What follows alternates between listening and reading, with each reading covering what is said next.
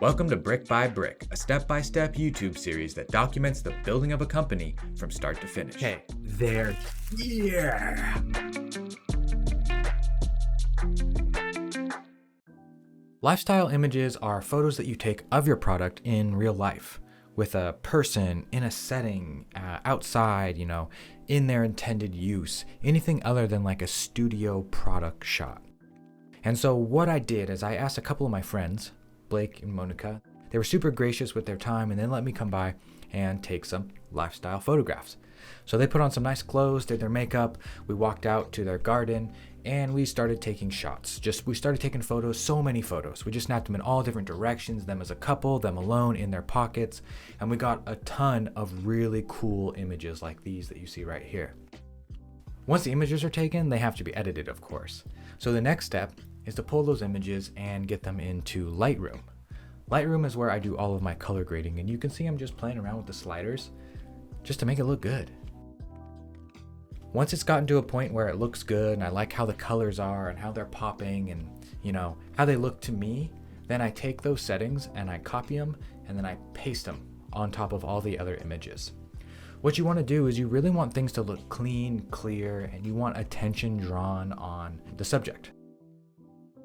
Once you have the color grading done, you can press a shortcut on Lightroom and get everything to open up over in Photoshop. Photoshop is where some of the real magic happens. I use the spot healing brush to get rid of any extra blemishes, pieces of dust, or weird things that I don't want on the photos. I also use the crop tool to make it square and to reduce the overall pixels of the image. We did a little bit of that in the last video, but I wanted to talk about it again because it's really important. The smaller the file is, the faster it will load. Another thing to note, you can see me using the grid here.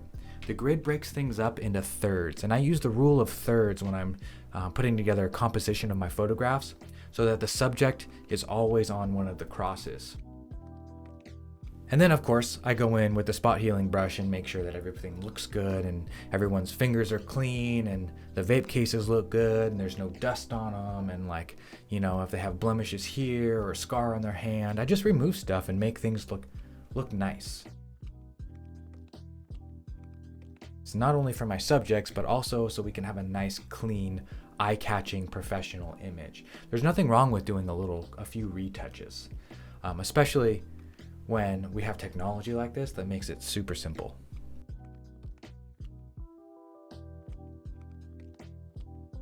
Once we have everything retouched and resized, then we can save the images as JPEGs, our square, newly resized images, and we can compress them even further. And once they're finally compressed using TinyPNG, tinypng.com is just a free website that makes your files smaller. You can't tell the difference, but they're a lot smaller.